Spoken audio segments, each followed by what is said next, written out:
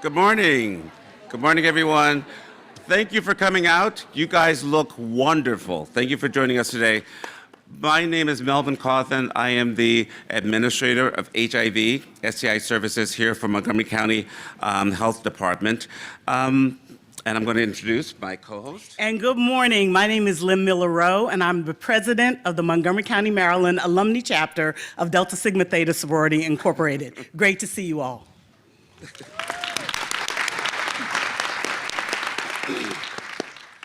On this World AIDS Day, I'd like to welcome you to the second annual Solidarity for Health Equity Breakfast. Welcome especially to those who are here because you were nominated for a 2022 Solidarity for Health Equity Award. Would the nominees please stand or wave and be recognized? Come on, stand up, stand up. Where are you?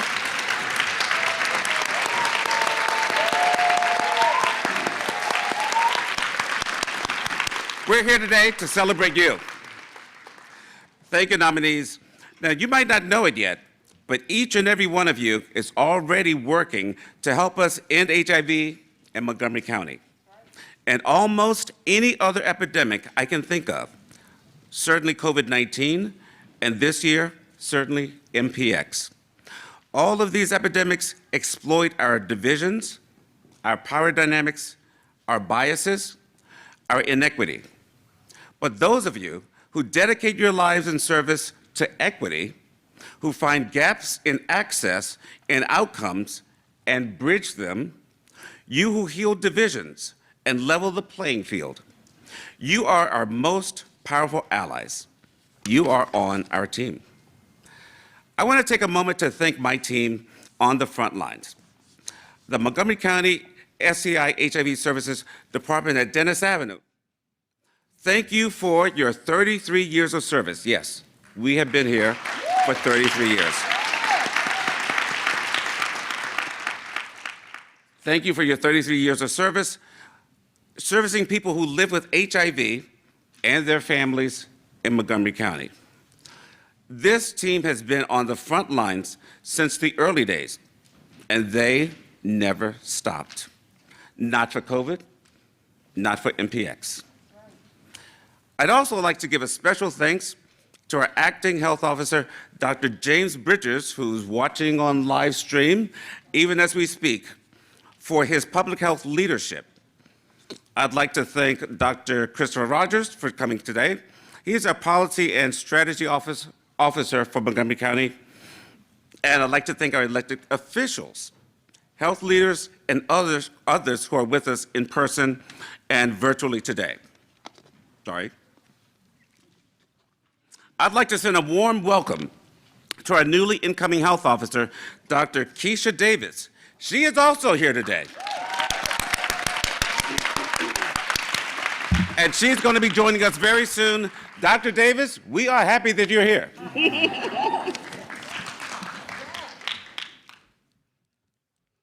All right, and I would like to welcome my MCAC sorors. If you would all stand up.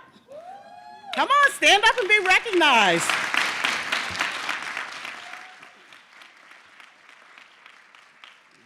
We always come out in numbers. I'd like to also recognize the members of my leadership team. They are Barbara Boney, First Vice President of Program Planning and Development. Shanice Brevard, Second Vice President, Membership Services. And our third Vice President of Strategic Programs is Yamina Leggett-Wells. She couldn't be with us today. But we also have the chairs and co-chairs for several of our committees who have worked so hard in collaborating for this event. So they are our International Awareness and Involvement Committee, and we've got Sor Joyanne Courtney and Sor Glenda Cole Bobo.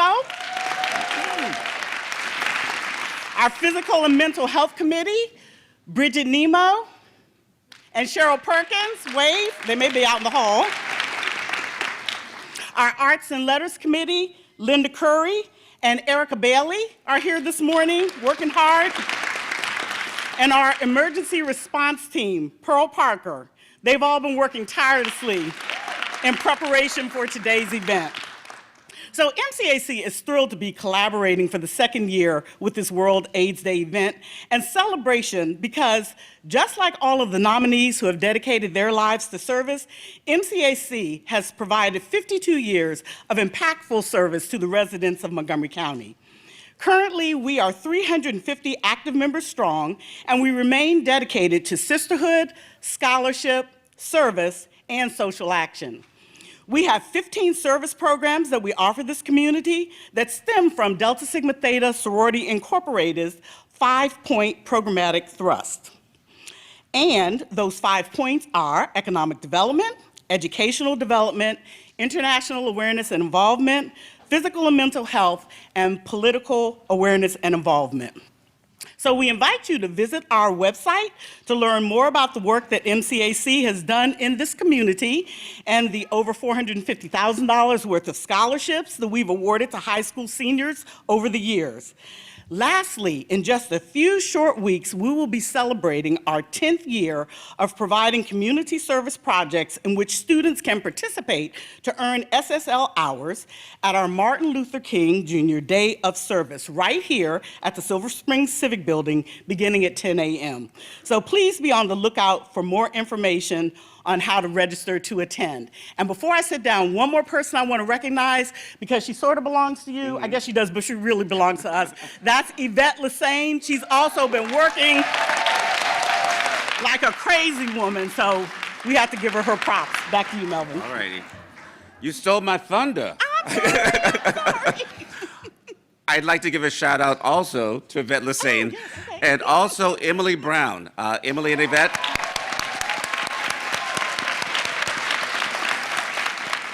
They both work together to coordinate with the members of Delta Sigma Theta Sorority Inc. to put this show on, and it looks fantastic. Today's World AIDS Day theme is reflection, celebration, and rejuvenation. We're going to get to the celebrating, but first, let's take a moment to reflect. There is no easy way to say this. We have had a tough few years in public health. Between COVID-19, HIV, and MPX, workforce burnout, a contentious political environment, reckoning with racism and anti-LGBTQ bias. It has been hard on everyone.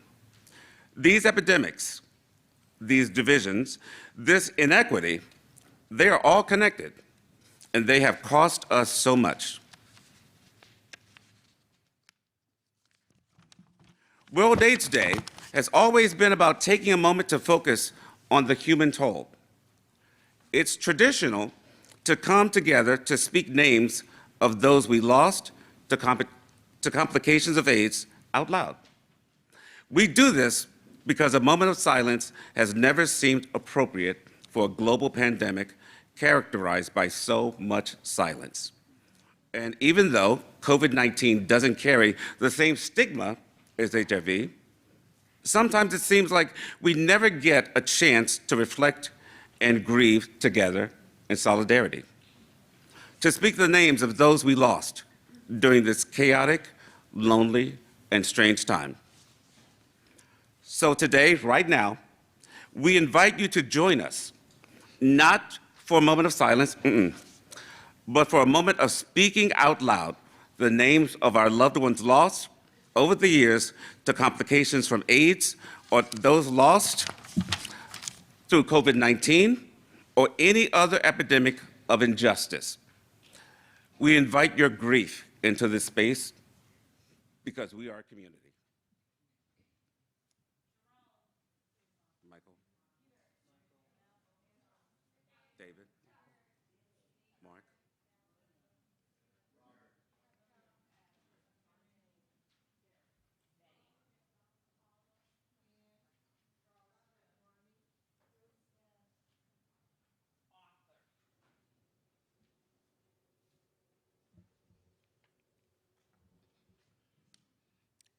Thank you.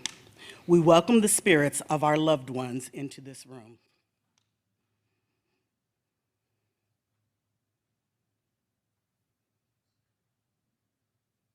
And now, we'd like to welcome Montgomery County Council President Evan Glass, who will read the Council's World AIDS Day proclamation and introduce our keynote speaker.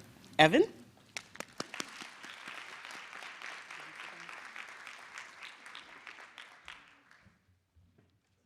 Good morning, everybody. I appreciate being in this space with all of you and the saying of names so that we can have more of us to do the work that we know needs to be done in Montgomery County. But first, Melvin and Lynn, thank you very much for convening us today, for holding this space. And I also want to thank the Montgomery County Alumna Chapter of Delta Sigma Theta Sorority, Inc. for your tireless service to make sure that this work is done in our community. And you've been doing this work for so many years, and I appreciate you. And I also want to thank the Montgomery County Department of Health and Human Services and all of our nonprofit providers who are equally in this work, in this space with every single one of us, because it does take a village to do this important work. And many of us, we see the village that's all around us today, and it is a beautiful one. So thank you all for being here and for understanding how important this issue is. This is the second breakfast, and to see such a gathering for only a second breakfast speaks to how important this is to all of you. And for the theme of this breakfast, reflection, celebration, and rejuvenation, I think is a beautiful one. And as the morning will continue, we'll go through all of those emotions. But it really does speak to who we all are and the work that continues ahead of us. And the work that is ahead of us is multifaceted, but first we all have to understand that we need to destigmatize this work. We need to have more of these convenings. We need to speak more openly of those who we've lost, those who are currently diagnosed, so that no one else is diagnosed. That's the important work. And I speak to you all today supportive of that work, but as the council's first openly LGBTQ plus council member, I have my own community that this is important to. But I am so proud to be in this space with every single one of you, because that is the village that it will require to end the HIV epidemic, to destigmatize this work. And I also just want to acknowledge one other person who I am so fortunate to have in my personal space, in my personal office at the County Council, and that is one of your own Delta, Pamela Luckett, who is my Deputy Chief of Staff. Pam. Thank you. She's shy but mighty. And, you know, and for everybody else at the Department of Health and Human Services, and again, our nonprofit partners, a sincere thank you. Because so often you are in the communities, you're in our churches, you're in our clinics, and you don't receive the appreciation. So can we give a round of applause for everybody who's in the front lines doing this work?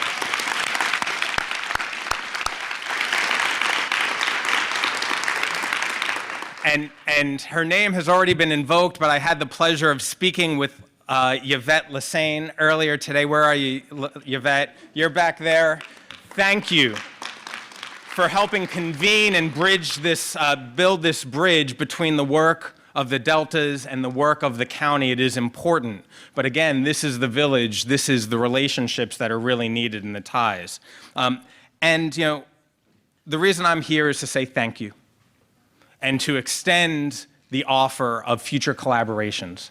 As we saw during this pandemic, that showed everybody the healthcare inequities that exist, the healthcare inequities that we knew existed before the pandemic, and the healthcare inequities that we can no longer deny, that we can no longer turn a blind eye to, but one that we are committed to reducing here in Montgomery County and eliminating.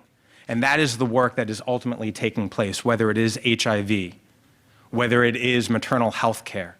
And the list goes on, but that is what we are all here to do. And in a recognition of that, I have a proclamation that I would like to have Melvin and Lynn, if you want to come back up so I can just quickly read this proclamation.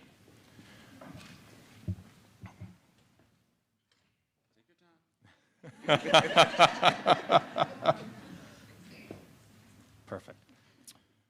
A proclamation from the Montgomery County Council, whereas December 1st is globally recognized as World AIDS Day, and whereas the Montgomery County Department of Health and Human Services has provided HIV treatment and support services to Montgomery County residents living with HIV since early 1990s.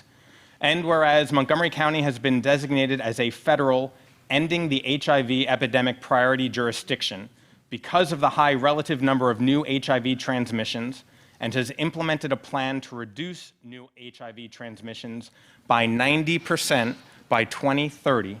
And whereas the Montgomery County Alumni Chapter of Delta Sigma Theta Sorority, Inc.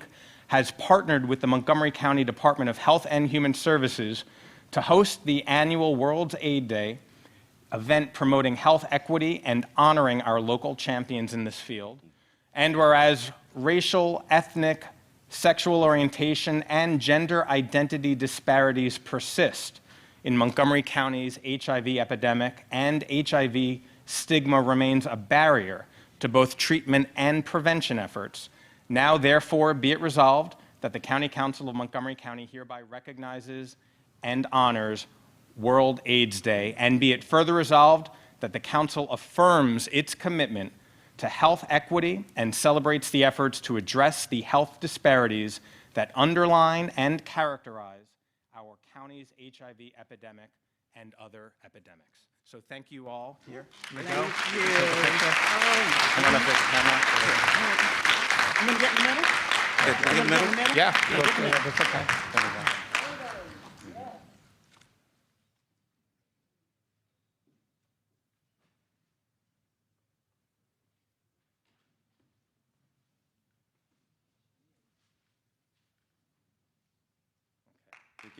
Thank you. And I also just want to recognize some other distinguished guests who are here. We have a few members of our Board of Education. Brenda Wolf, Delta's own. We have school board member Lynn Harris. Lynn, I saw you over here. You're over here. I don't know if Shebra Evans is here, but Shebra, thank you for all of your work. We also have incoming council member, future colleague Kate Stewart. Kate, thank you. I'm glad that Dr. Keisha Davis was recognized. I was proud to vote for you a few weeks ago and know that you're going to do an incredible job as our Chief Health Officer, so thank you for being here. And now I have the distinct pleasure of introducing one of Delta's own and one of my future colleagues, Miss Lorianne Sales, who I know is going to be an incredible member of the Montgomery County Council, is going to continue championing health equity and equity across this county. And with no further ado, Miss Lorianne Sales, come on up.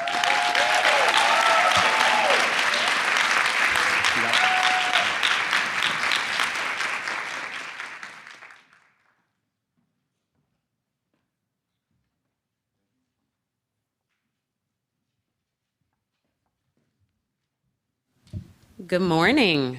Good morning. Thank you, President Glass, Vice President Glass.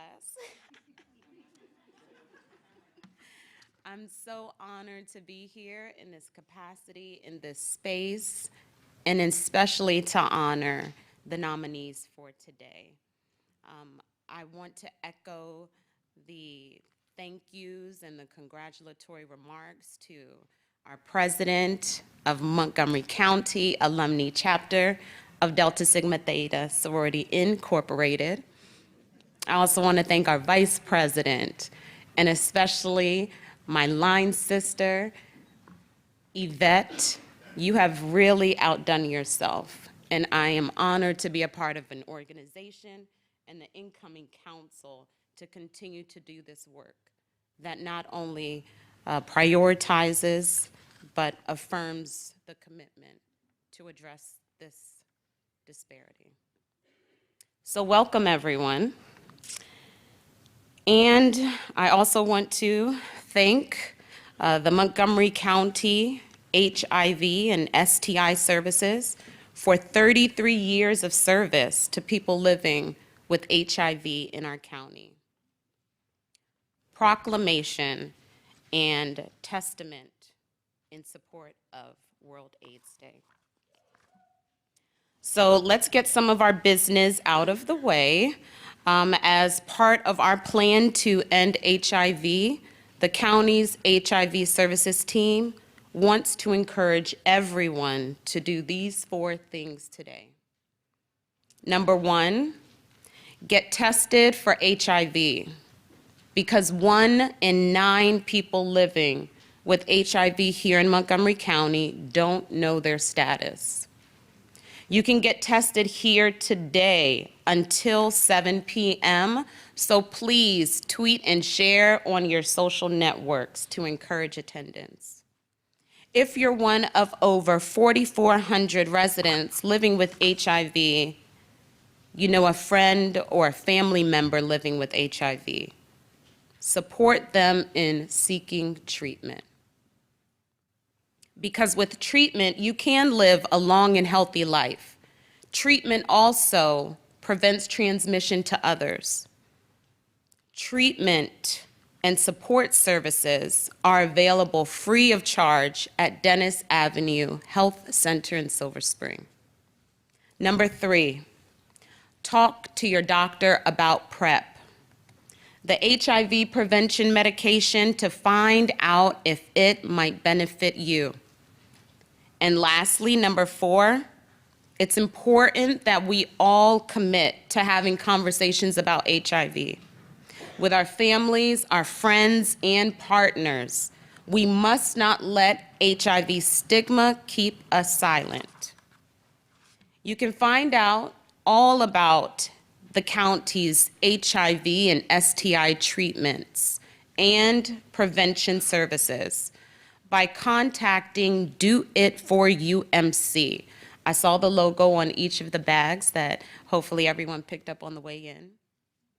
You can call them anytime or call the 240-777-1760 number to speak with a live agent.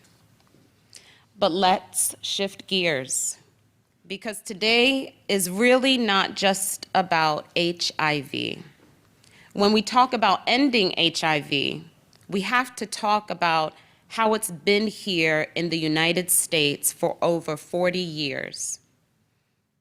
But for the last 25 of those years, we have had all the biomedical tools in our toolkit to keep people living with HIV as healthy as negative people. People with HIV who take medication as prescribed are living full and healthy lives, having children and grandchildren. Because we invested in research and medicine, many people living with HIV are truly thriving. And that's something we should be proud of. For the past 10 years, we have had FDA approval for PrEP, the HIV medication that is 99% effective at preventing HIV transmission. Now we have pills and injectable PrEP. So we have what it takes to end HIV, and we've had it here for a while. And all these tools are ready and waiting at Dennis Avenue Healthcare Center and at places like it across the United States. So why haven't we ended HIV? Part of the answer is that in our public consciousness, and indeed for large parts of the population, it did end. It just didn't mean for everyone. Here's what I mean. Of all people diagnosed with HIV over the past 5 years in Montgomery County, 60% are Black, African American, and 24.7% Latino. Of all women diagnosed with HIV over the past 5 years in Montgomery County, 83% are Black women. Of all young people age 13 to 24 diagnosed with HIV in Montgomery County in the last 5 years, 77.2% were Black or Latino gay, bisexual, and other MSM. Nationally, among all people who could benefit most from PrEP, only 23% were prescribed it. That number falls to 8% for African Americans, according to the CDC. The inequities we will learn more about in today's presentation about Montgomery County's HIV epidemic are dramatic, but they don't exist in a vacuum. Another part of the answer is that HIV vulnerability is bigger than HIV and bigger than anything we can provide at one HIV clinic. And that's why you are all here today. Healthcare access predicts both HIV prevention success and the success of HIV treatment. We see racial and ethnic disparities in healthcare access in Montgomery County, and layered on top of that is anti-LGBTQ+ bias. To end HIV, we need to make sure that everyone has access to culturally sensitive primary care and services beyond. And to end HIV, our primary care clinicians need to be screening for it and supporting their patients in whatever comes next, a treatment or prevention journey. Unequal healthcare access leads to unequal HIV vulnerability. So when you are working to close gaps in healthcare access in Montgomery County, like many of our nominees today, you are helping us end HIV for everyone. Housing access also predicts successful HIV prevention and care.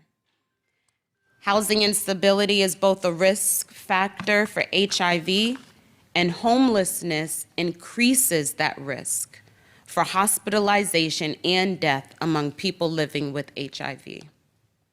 We see racial and ethnic disparities in housing access in Montgomery County, and LGBTQ+ communities face homelessness at far higher rates than the general population. If you are working on closing gaps in housing access or reducing disparities in homelessness, you are helping us end HIV for everyone. Healthcare and housing access are two big ones, but there's also access to mental health care and substance use recovery resources, sexual health and family planning resources. If you're working to reduce gaps and disparities in any of those areas, you are also helping us end HIV for everyone. If ending HIV for everyone requires more than just HIV medication or prevention medication, it requires equitable access to health care, housing, and other basic services. Then you too, including our nominees and other health and human service leaders here today, you are on the front lines. And we appreciate your work. We honor your work. You finding even small ways to integrate HIV testing, treatment, prevention, and education into the other services you provide is extra impactful because you get it. You already know that the work is in finding ways to reach those who our systems weren't designed for. You already work against the current of the status quo. You're hard at work in conversations with our institutions about why we have gaps and disparities, and you've made plans to do better. You know more than anyone that if we don't end HIV for everyone, we haven't ended it for anyone. Thank you so much to each and every one of you for coming here today. I want to thank you for your commitment to this effort. And now I want to introduce our next speaker. Carmi Washington Flood, Chief of the Office of Faith-Based and Community Partnerships for the Maryland Department of Public Health, who will give us some HIV updates and education. Thank you.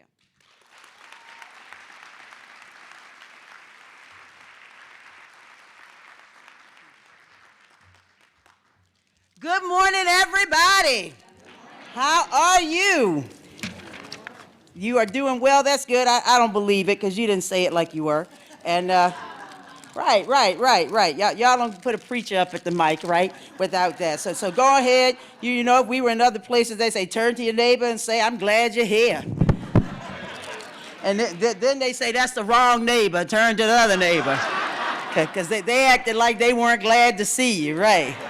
Right, that is for sure. That is for sure. Well, we got some great things going on here in Montgomery County today, which is absolutely fantastic. That's right, people notice, yes, I really work at the health department. I come with my own mic cover, right.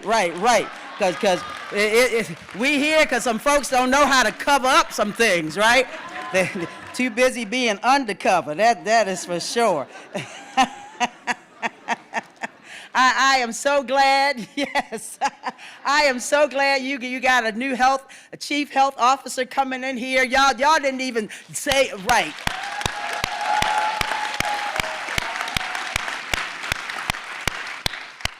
Poise, promise, and power. That's for sure.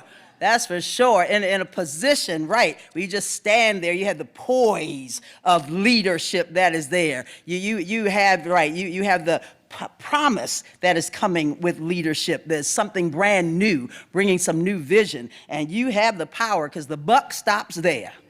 The buck stops there. Understand, I've gone through 16 hours of FEMA training. I understand chain of command. And we all need to understand that as we are moving through. I am Carmi Washington Flood. You all can call me Carmi all the time. I'm Carmi. I've been here. We're talking about 30 plus years. I have been at the Maryland State Department of Health for 33 plus years at this point. And when I came in, I said, I'm going to be here for the light to be turned off. Yeah, because I really want us to work ourselves out of business. That's what we came into this arena to do, and that's what we are still working towards doing. I'm not here to overwhelm anybody with data today, but because you need some health HIV-related data, you need to know what is going on. All you have to do is to request it from the health department at any time, and then my colleagues over at MDH, which is Maryland Department of Health, they will just want to get to know you. Call them, put them to work. It's your tax dollars at work. Don't have people sitting, working, collecting money and not doing nothing. That's why they're there. Look, I got some council people here who agree, right? That's why y'all got elected into office. Y'all want to do something, we're going to put you to work. We want to see you working for the people, right? That's why you voted for them? There you go. There you go. Keep me honest. Keep me honest. I don't want to get a paycheck and sit there and do nothing. I really don't. That's called stealing. I got too much integrity to steal. Right. I got too much integrity to waste my time and your time. And there are too many people who have already gone off the planet because folks weren't paying attention. We said we're going to pay some attention. And so we are here on purpose today. You did not show up just because you're cute, because you are. I'm looking at you. You look good, all of you. All of you look good, but you didn't just show up because of that. You showed up because there's an intentionality behind your passion and your participation. So I'm going to jump right in. That wasn't on the slides. That's just for me to get the notes in order here. So while you're here, we're going to share information on your social networks. You see at every single table, there's a QR code. You can go ahead and scan those. These wonderful placards have been put there with information. You can tell people to do shareable graphics, share on Instagram, Facebook, Twitter, or LinkedIn. We're going to go on ahead because a picture is worth 1,000 words. Pop those slides up there because we are going into slide 1 right here. This is about Montgomery County being a phase 1, ending the HIV epidemic as a priority jurisdiction. Ending the HIV epidemic is a federal initiative to reduce new HIV infections by 90% by 2030. In places all across the United States where new infections are happening most often. Sometimes people are surprised that Montgomery County is an E2E jurisdiction or an ending the HIV epidemic jurisdiction. But I suspect that if you're here today, you're working to reduce health disparities, and you are not surprised. Reducing new infections by 90% means that we hope to increase knowledge of people's status to 95%, get 95% of people with HIV into regular treatment and lower their viral load to undetectable, and then also increase access to HIV prevention medication to 50% of those who need it most. This year and every year on World AIDS Day, there is a commitment to update you on the progress towards ending the epidemic initiatives and the goals. So they say, come back, check us out, evaluate, see if we're doing what we said we were going to do. Looking at slide 2, new HIV diagnoses are declining in Montgomery County, but people are still being diagnosed late. People still being diagnosed late. More than 4,000 people in Montgomery County are living with HIV, and over the past 5 years, new diagnoses have been declining. But in order to achieve the goal of 90% reduction in new infections, we'll need to get that down to only 16 new diagnoses by 2030, compared to 102 last year. You all can do it if you keep showing up. We can do it if we keep showing up. To diagnose HIV, we need to scale up testing. How many people in this room have been tested? How many people in this room have been tested? Right. Painless, right? Exactly. How many people in this room need, no, I'm not gonna say that. That'd be a call to the altar moment. How do we know that people aren't getting tested in sufficient numbers in Montgomery County, though? We know that currently because 1/3 of those diagnosed have already progressed to AIDS diagnosis when they first come in and test positive for HIV. In fact, it takes an average of 8.4 years in Montgomery County to be diagnosed after someone contracts HIV. Look at that. You see the distance? We need to test people before they have symptoms and end up feeling sick. The CDC's national recommendation is that everyone gets tested. Everyone gets tested. Everyone. That means you, your mama, your daddy, your auntie, your uncle, your friend, your best friend, the people you like, the people you don't like. Everybody to get tested, regardless of perceived risk or symptoms. And in places like Montgomery County, where HIV prevalence is higher than average, that is especially urgent. You can get tested here today. It's already been said, right up until 7 p.m. How long can you get tested today? Until when? 7 p.m. I love it. I don't do trick questions, but I do pop quizzes. Looking at slide 3, here we go. HIV treatment is also what? Prevention. But only about half of those living with HIV are virally suppressed.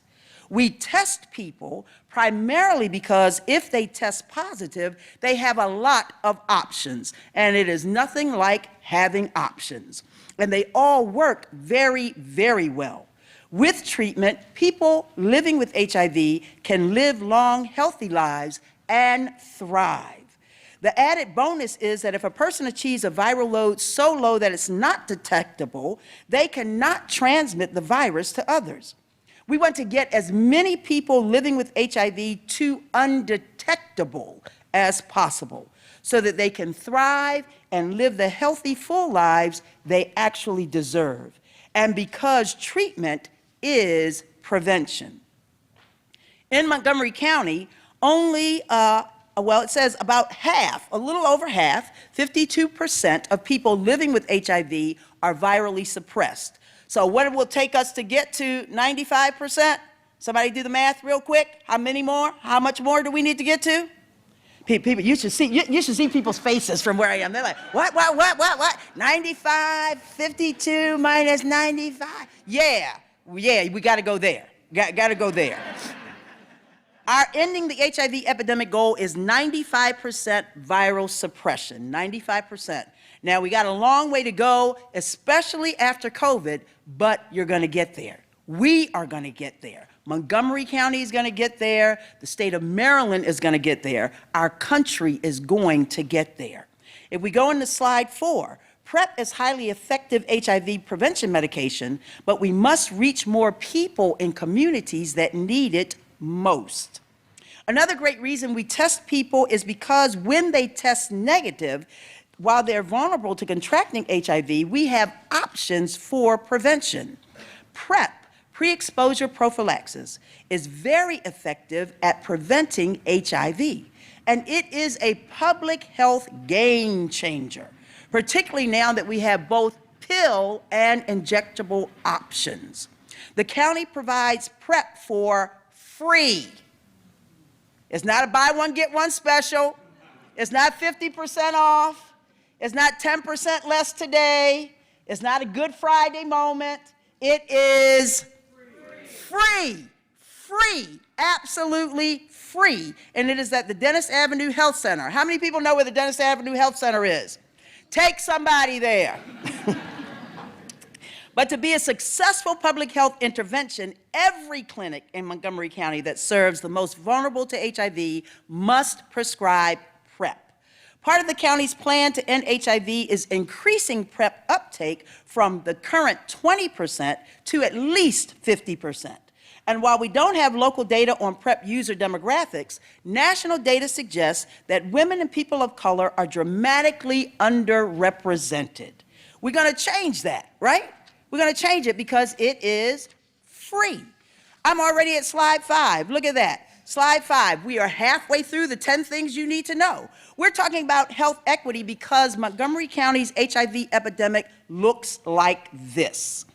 As Councilmember-elect Sales mentioned, when an epidemic is not over for all of us, it is not over for any of us. Overall, new HIV infection rates may be declining, but as you can see by the graph that is there, racial and ethnic disparities are growing. Montgomery County's HIV epidemic is characterized by long-standing and growing racial disparities in both vulnerability and HIV health outcomes. It is important to understand that racial disparities in HIV risk are not due to differences in behavior, but are part of a complex dynamic of structural inequity. Studies show that disparities are often linked to disparities in healthcare, housing access, as opposed to rates of condom use or number of sexual partners. Go on to slide 6, because we're continuing to talk about racial disparities, particularly among women diagnosed with HIV, to know that they are starker than among those with men. Women make up 38% of all people living with HIV in Montgomery County, and a third of those diagnosed over the past 5 years. Wow. I'm going to repeat that because I want you to pick it up. Women make up 38% of all people living with HIV in Montgomery County, and a third of those diagnosed over the past 5 years. So 33+% over the past 5 years have been in women. How many people have some women who are important in their lives? Yeah, yes, definitely. How many people know some women that need this information? How long are we going to be here and get tested today? Till when?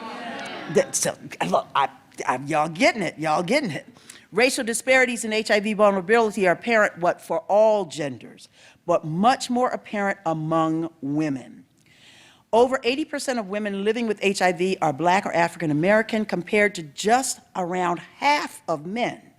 More recently, 83% of women diagnosed within the past 5 years are from Black communities as well. And 77.5% of those were diagnosed just last year in 2021.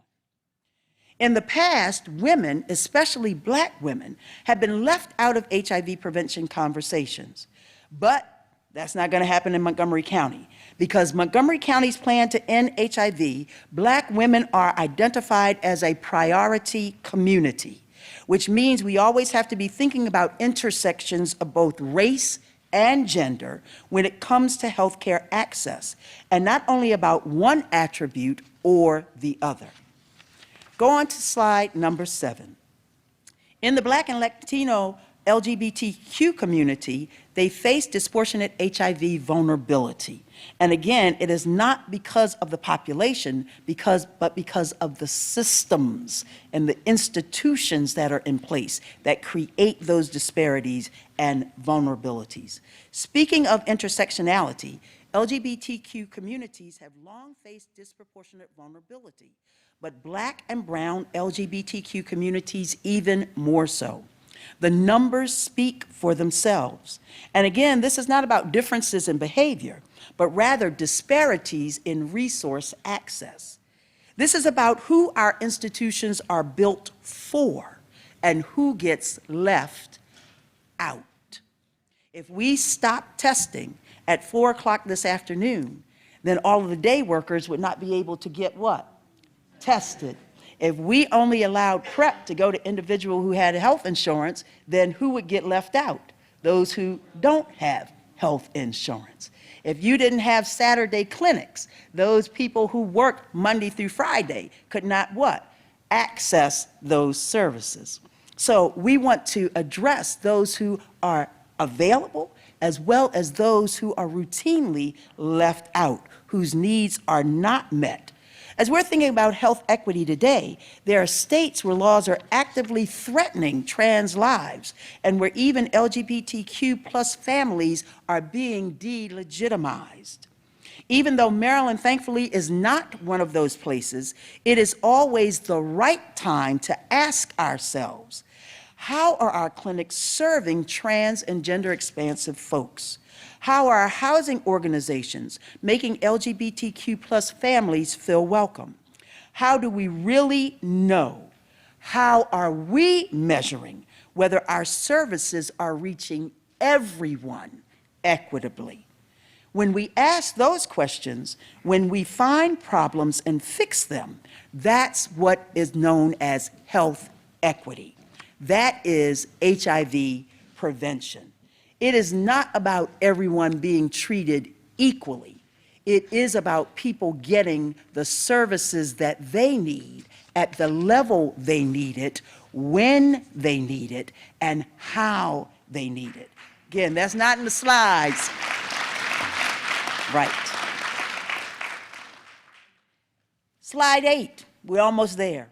COVID-19 has complicated efforts to treat and prevent. Truthfully, we are still studying how COVID-19 affected HIV prevention and treatment efforts. Some people are just getting back out and doing outreach. Folks are just getting their mobile services back up. Folks are just getting their support groups back to being in person. We'll probably still be seeing the effects for years to come. On the surface, it looks like fewer people that were diagnosed with HIV during 2020 when we were in the thick of the pandemic. It may be the case that fewer people contracted HIV during that time. But what we do know is that HIV testing declined quite dramatically during that time. HIV care visits declined just like all healthcare interactions. And with less care engagement, HIV viral suppression also fell, which means treatment as prevention was threatened. Like HIV diagnosis, STIs like chlamydia that are often diagnosed asymptomatically during routine visits also decline. But importantly, syphilis, which is typically diagnosed when symptoms bring a person in for testing, saw an increase during that same time. Bottom line, we don't want to speculate too much, but declines in new HIV diagnoses during COVID are probably not good news. That's why we need to what? Have an uptake in testing. Slide 9 says people living with HIV were disproportionately likely to contract monkeypox or MPX. And we do know that CDC has just recently approved a new name for MPX, so be on the lookout for that. On top of HIV and COVID-19, if you worked in public health this year or were watching the news at all, Maryland, including Montgomery County, was hit by MPX or Mpox. Very quickly, it became apparent that gay, bisexual, and other men who have sex with men, especially those who identify as Black and Latinx, were disproportionately facing mpox vulnerability. Earlier this fall, CDC alerted us to another important disparity. 38%, or more than 1 in 3 people diagnosed with mpox, were also living with HIV. Not only was this a health crisis for people living with HIV and those in communities most impacted to HIV, but it posed an important public health question. If we had already ended HIV, would an mpox outbreak have been possible? Would it have been as severe? If we needed another reason to end HIV, how about the idea that it could help us prevent other disease outbreaks that we haven't even heard of yet? Last slide. HIV is part of a larger landscape of health disparities in Montgomery County. Overall, Montgomery County is a very healthy place, consistently ranking among the healthiest in Maryland. It is also a very diverse county, and core measures of health vary greatly across zip codes and populations. Do you know your zip code makes a greater difference in your health outcomes than your education, your employment, your transportation, your diet, your weight, your waist, your boo-boos, right. In 2021, the county released the Health Equity in Montgomery County report, which details racial and ethnic health disparities in the areas of maternal and infant health, behavioral health, chronic disease, infectious disease, and injury. All 25 core measures showed racial and ethnic inequity. But the 3 disease-related core measures where inequity was the worst were HIV incidence, tuberculosis incidence, and diabetes ER visits. The reality is there isn't a single core measure that doesn't show significant racial or ethnic health disparities. The good news is that if you live in this county that asks those questions and names those problems, there is no way around health equity. Why? Because people are not covering up the information. It is being exposed, it is being discussed, it is being shared, and folks aren't just talking about problems, they are talking about resolution. We have to talk about it and plan to solve these problems together across all disciplines, across all communities, their intersections, and across all generations. We are here today in solidarity for health equity because that is the only way that will happen. The only way is for each of us to reach out and be a part of this process. Passion without participation and preparation is absolutely pointless.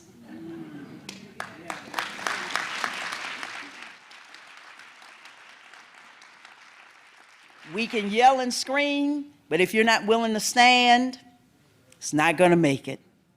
We can have lots of breakfast and lots of lunch, and we can eat a lot and pat each other on the back, but unless we're able to go out and rub some backs and pull some people back in, it's not going to make a difference. You all are here today because it is not just your passion, but it is your purposeful participation that has you here. So I, in my 33 plus years, give you a standing ovation for the intentionality with which you showed up today.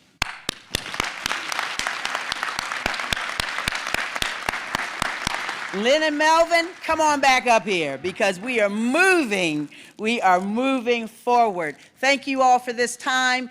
Those slides are available. You can get and share that information. And how long will they be here? The testing be here? Till 7 o'clock. Are you sure? Till 7? Till 7 o'clock. Can anybody get tested? Yes. Is it free? Yes. Is PrEP free? Yes. Are we going to get it in every clinic? Yes. Are we going to make them work for their money? Yes.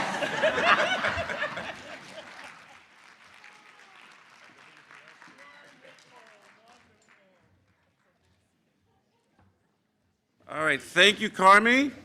I feel like the principal has now given me my report card. But I think that what's wonderful about what Carmi does, and Carmi, I hope you do come back every year, and I'm being serious, we get to see where we are, and every year we get to see what we've done. And so, and what Carmi was saying, you may ask me, Melvin, how are we going to improve on those slides that Carmi showed us? 4 things. Testing, testing, testing. That's one thing. Testing. When someone tests positive, get them into care as quickly as possible. As quickly as possible. The sooner they get into care, the more likely they're to stay into care. If someone is out of care, get them back in.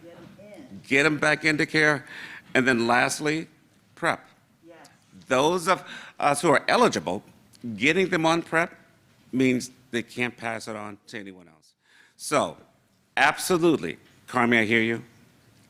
I want you to come back. I am confident those slides are going to look different. Now, we're still going to have more work to do. Carmi, they're not going to be done after next year. But what I'm confident about, we're going to see some improvement. We're also going to see areas that we need to continue. And I think that's what this is about. Carmi, you're absolutely right.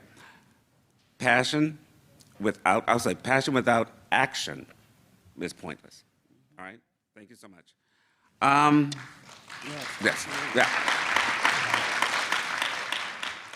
Again, Carmi, thank you for reminding us all the hard work we've left to do in our Ending the HIV Epidemic initiative and beyond. And for reminding us, even when it forces us to have hard conversations, and Carmi, it wasn't easy, listen to that, it's always worth it to collect the data and feedback about how different communities are faring in the face of epidemics like HIV, COVID-19, and MPX. That last sentence is powerful. How do we know what we're doing is working? The data is going to tell us. Not Melvin telling us, not anyone else from the health department telling us. Those numbers that we collect that I can't manipulate is our proof that it's working or that it's not. Many of you here today are already asking these questions. Who is my organization serving well? Who are we missing? Are my services accessible to everyone? Are we allocating resources equitably across the county? How do we know? How do we hold ourselves accountable, not just to good service, but to service that truly reaches those who need it? And that brings us to our nominees.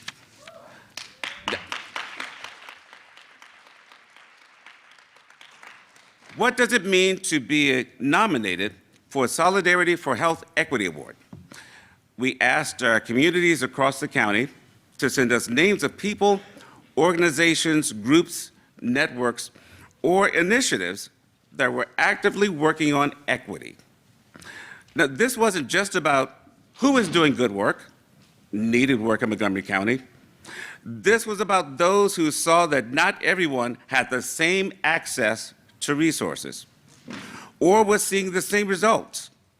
And these nominees did something about it. We want to take a moment to truly celebrate and honor all of our nominees and tell you briefly why each was nominated.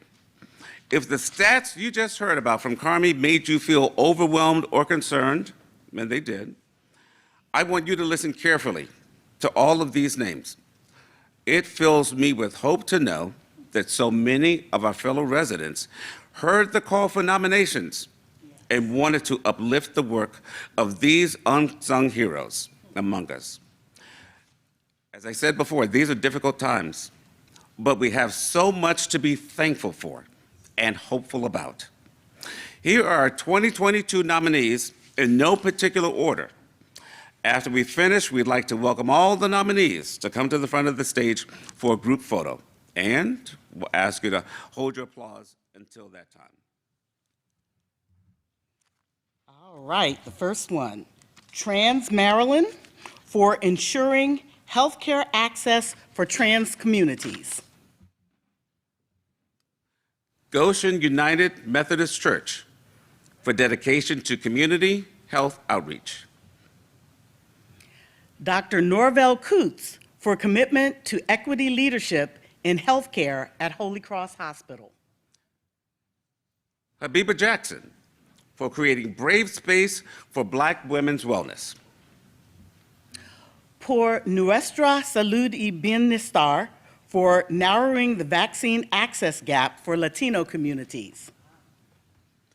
Mercy Health Clinic for providing health care for low-income and uninsured residents. 8 Changes for Racial Equity for creating a vision for sustainable change in the NIH workplace. Rosemary Botchway for decades of commitment to data-driven health equity work. The HIVE program for HIV outreach and education to immigrant and faith communities. Dr. Lakisa Blocker for sustained dedication to HIV prevention. Alexandria McIntosh Ogunfolu for developing strategic partnerships to support holistic health. Babies Born Healthy for nurturing parents and babies to create healthy families.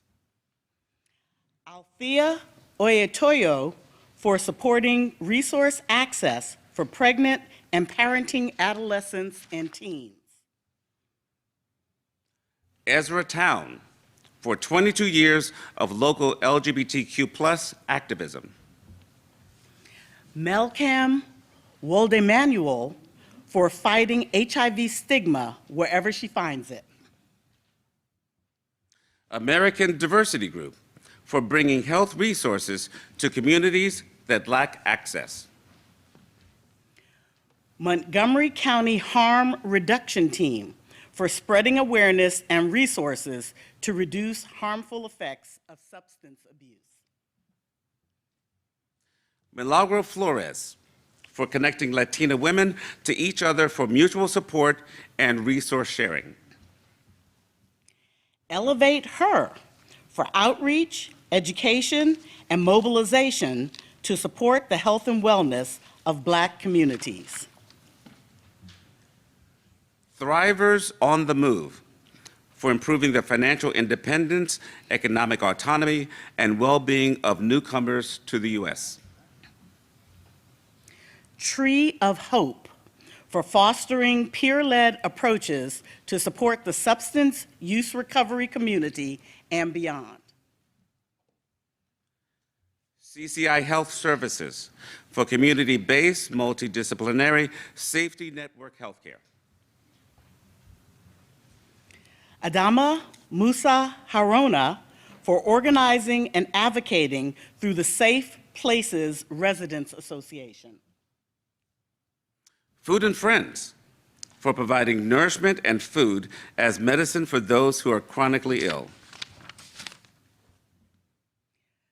Treehouse Child Advocacy Center for culturally sensitive, accessible child advocacy services. And finally, Kathleen Crosby for equitable design and implementation of youth anti-smoking campaigns.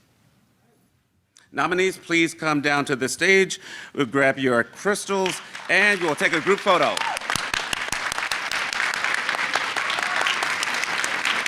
Up on this side. Okay, are we gonna, yeah. We're gonna take a picture.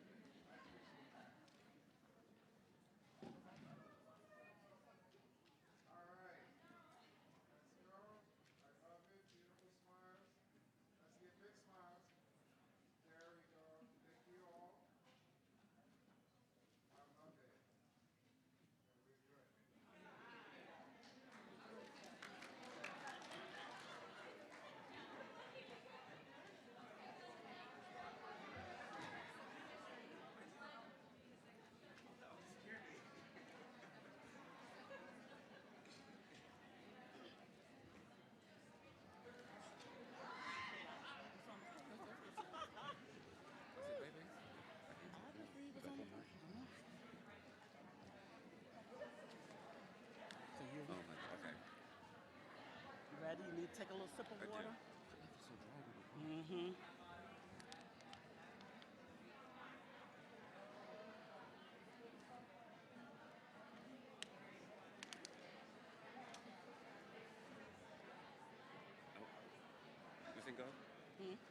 Go ahead. Thank you so much again, nominees.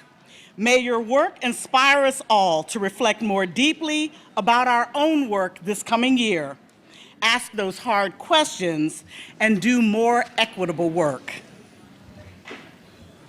And now we're getting to what you've all been waiting for.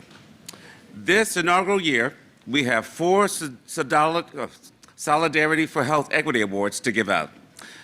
Now, this was a tough decision because so many remarkable people were nominated for some phenomenal work. Looking through submissions, the committee was looking for nominations that, 1, painted a clear picture of a health equity problem, and the nominee was hoping to solve it. 2, showed that affected communities were centered or included in the work. And 3, showed impact on the stated health equity problems.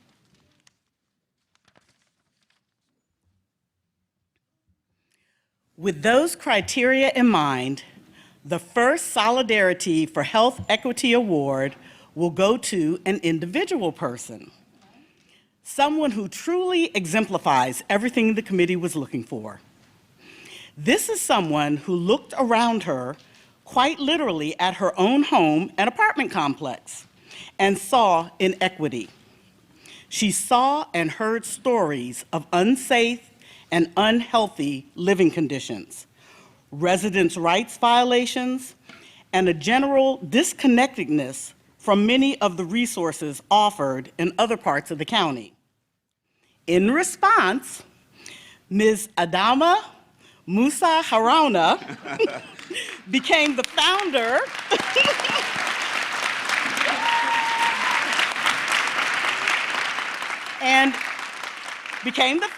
and is now chair of the Safe Places Residents Association. Through Safe Places, residents began systematically collecting data, stories, evidence, building power to demand better housing conditions. At the same time, the association, led by Ms. Musa Haruna, I hope I'm saying that right, built bridges to vital community resources like food distribution, COVID-19 testing, vaccines, and other healthcare options. Under Ms. Musa Haruna's leadership and in collaboration with community partners, residents advocated for funding and commitment for the full renovation of South Lake Elementary School. With council support, this renovation is scheduled to be completed by the fall of 2023. While the school is being renovated, Safe Places also created a system to get children safely to school and has engaged in partnership with city and county police and positive youth development partners to help reduce crime and advocate for better lighting and security for residents of the apartment complex. From her nomination, submitted by someone who works closely with her, Ms. Musa Haruna works diligently to listen to her residents and the community and develop goals and strategies that build leadership, connect neighbors, and foster community engagement, focusing on those who are in the most need. Please join me in congratulating Ms. Adama Musa Haruna for her exemplary servant leadership and for working in solidarity with so many others for health equity. Please come to the stage, Ms. Musa, receive your award. Where is she? Oh, that's here. Up here.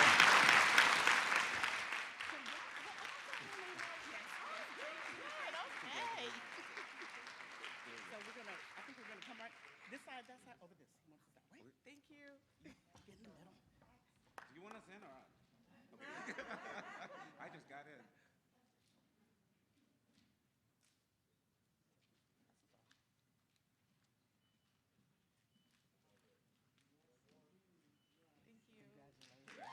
Wonderful. Great work. Great work.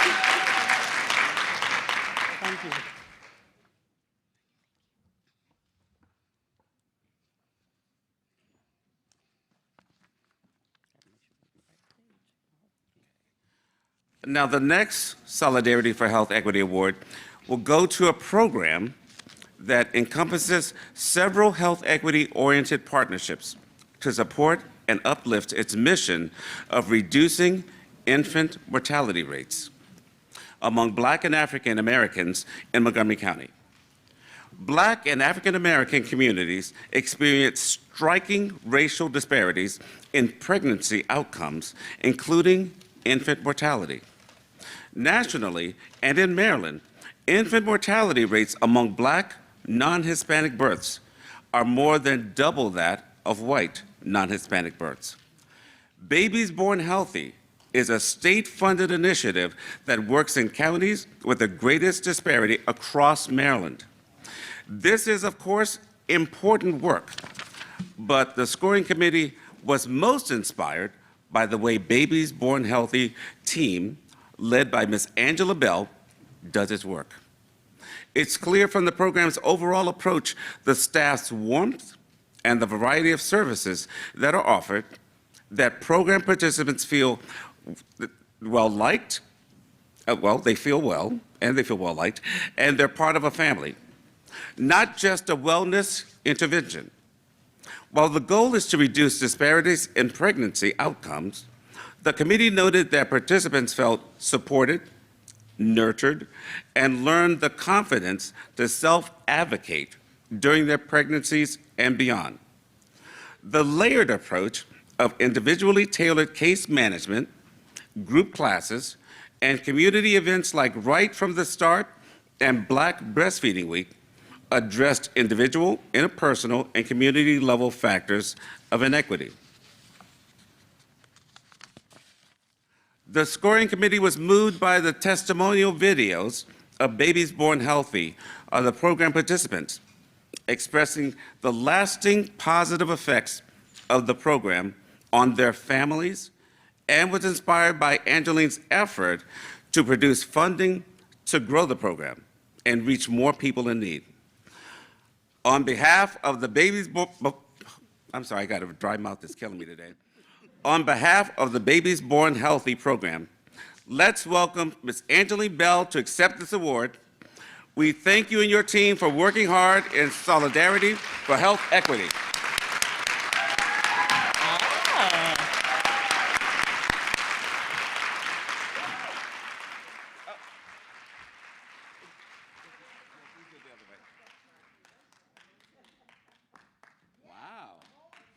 Right.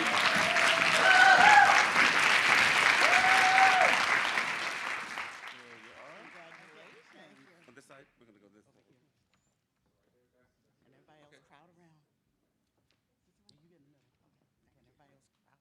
Come some from that. Oops, I'm sorry, dog. Beating her in the head.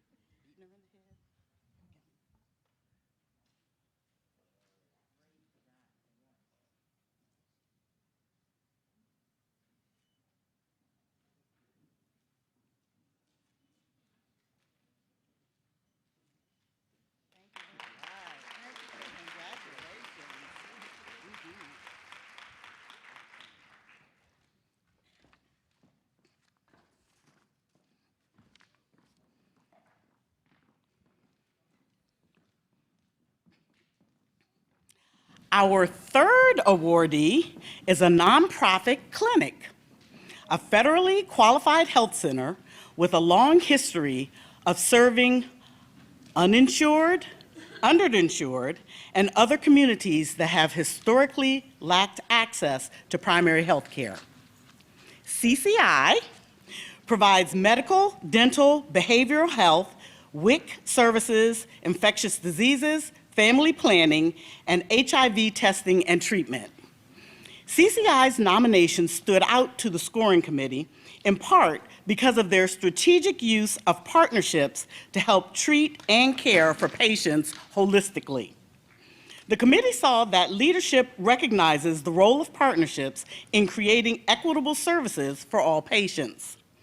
CCI has successfully leveraged social media to get the word out widely about their services and has engaged in community outreach across the county.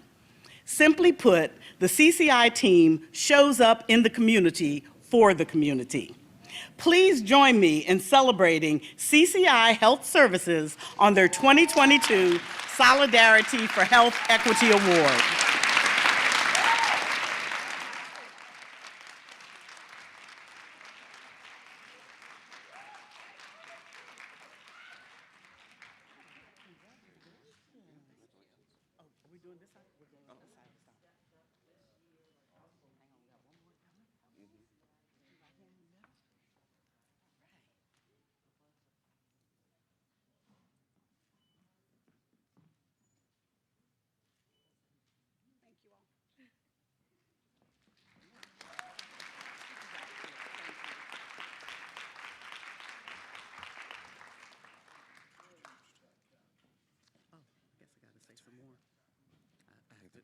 Okay, sorry.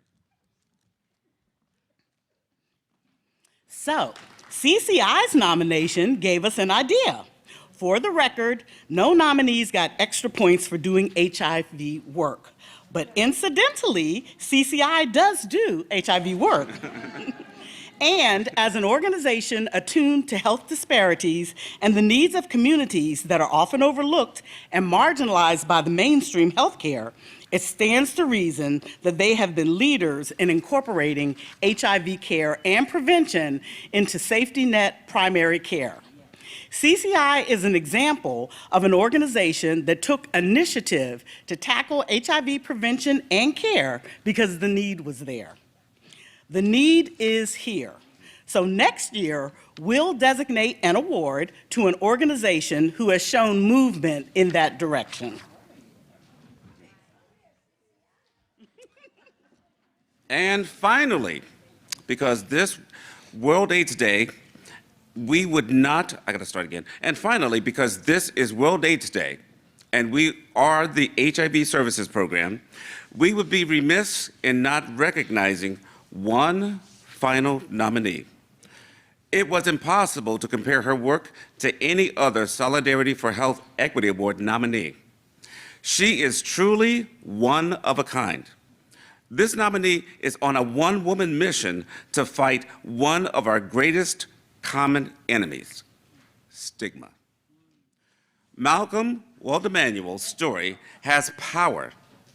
When she shared her story at our first annual World AIDS Day Solidarity for Health Equity breakfast last year, she did something that none of the rest of us can do. She helped our county understand that the number one barrier we're facing in ending the HIV epidemic is that nobody talks about it. That when we talk about HIV, especially about living and thriving with HIV, we take back the power. That shame has no place in our clinics, communities, or in our homes. And that shame often does the most damage inside of our minds. Malcolm took back her power by speaking her truth, which is so much bigger than HIV. She hosts regular online events for those in her community, the Ethiopian and Ethiopian American community in Montgomery County, in Amharic and English, to discuss topics like sexual health, consent, and gender equity. This summer, Malcolm saw a soccer tournament as an opportunity to engage her community with sexual health education and materials. She enthusiastically called us and the clinic and rushed in to collect pamphlets and safe sex supplies for the tournament. As a volunteer, she didn't want the opportunity to pass her by. Malcolm, as a person, is full of light. Her life is about bringing the joy of self-acceptance to others. She shines and brings hope and warmth to everyone she meets. We know she is just at the beginning of her journey, but we want to recognize her and stand in solidarity with her. Come on up, Malcolm. Come on.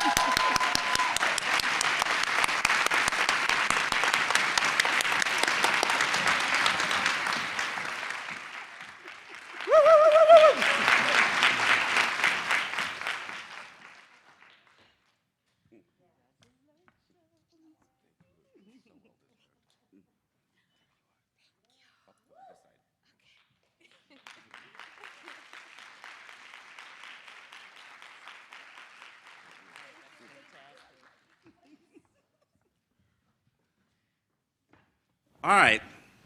As we wrap up today, I'm sure you're tired of hearing me talk. So as we wrap up today, I want to say another heartfelt thank you to all the Solidarity for Health Equity Award nominees and those who nominated them. Thank you to our very diverse scoring committee for your incredibly difficult job in this inaugural year of the awards. I want to encourage everyone today and everyone on our live stream to take this opportunity to get tested. As Carmi said, we're here testing till 7 p.m. Till when?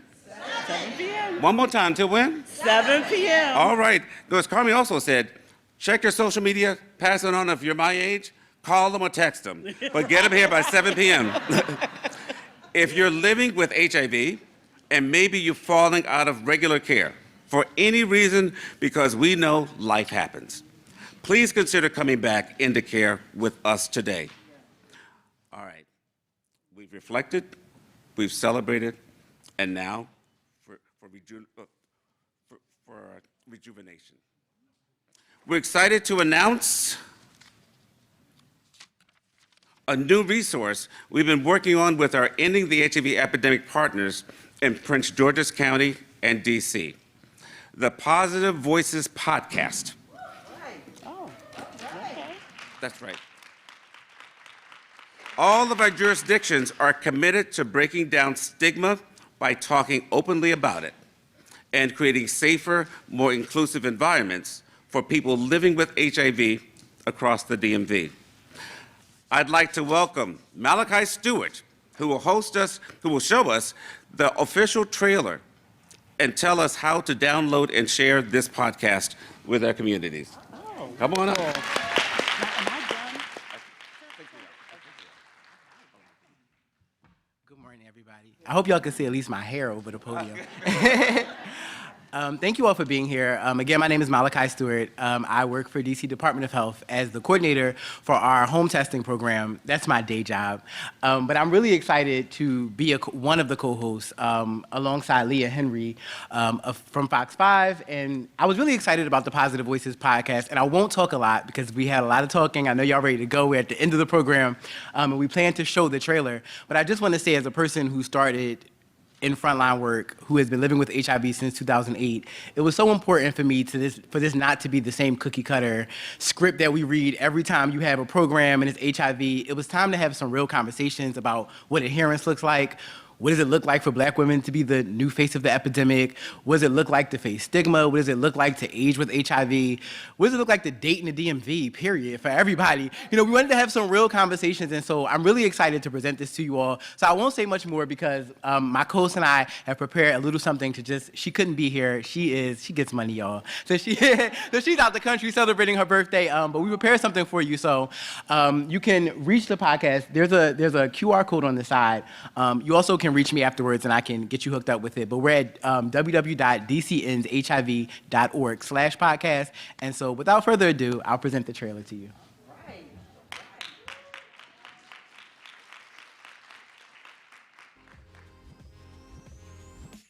DMV, what's going on? Welcome to Positive Voices, a new podcast coming to the DMV. Listen, we are super excited and we are your host. I'm Leah Henry. I'm Malachi Stewart. And listen, happy World AIDS Day. Happy World AIDS Day. Okay, listen, our podcast is all about HIV and we're helping people get educated through our new podcast. And listen, unfortunately, I can't be there because, well, I got other things to do, but I'm gonna leave you with a little gift. Malachi, is it cool if I leave him with a gift? Leave him with something. Okay, listen, we are going to give you an exclusive look at our trailer for our podcast. Now listen, honey, the streets can't even get it. Y'all are getting it first. So thank you so much for showing up today so we can support the community. And, make sure you subscribe to our podcast. What's our website? DCNshiv.org/podcast. I know that's right. Period. Ate it Finally up. got it right. Yes, ate it up. And listen, I'll be back soon. We're going to have to do another event, right? Like, we're going to have to do something else. Absolutely. And I'll actually be there. But in the meantime, Malachi is helping you guys celebrate. And happy World AIDS Day again. And listen, here's an exclusive look at our trailer. Welcome to the official trailer of Positive Voices. We're talking about HIV. You're talking about some of the things you would probably never talk about with anybody else. We're going to be talking about aging with HIV. We're aging probably 10 years of our age. We're going to be talking about self-care. We all have some stuff going on. We're talking about dating. They will meet each other, hook up, vibe, and still get married. We're talking about disclosure. They could pop off. Shoot, you just don't know. We're talking about everything under the spectrum because we need to have a real conversation. Malachi, I know you have a story. I was diagnosed in 2008, December 2008. We'll never forget it. The system failed me.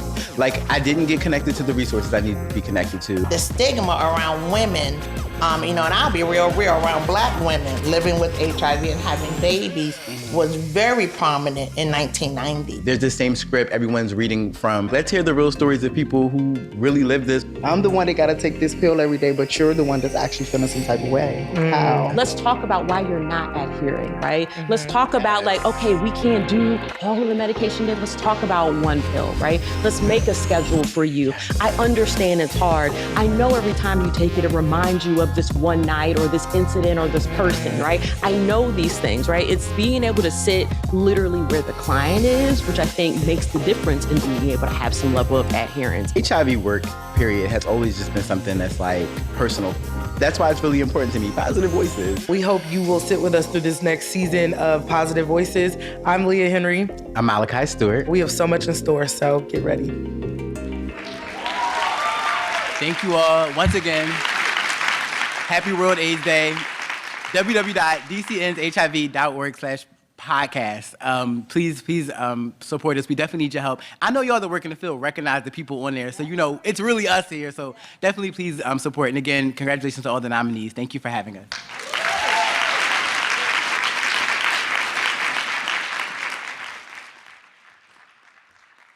All right, y'all, this is it. We are done. Thank you so much for coming out. Thank you for your support, for your partnership, and thank you for all of your hard work. We hope to see all of you again next year. Enjoy the rest of your day.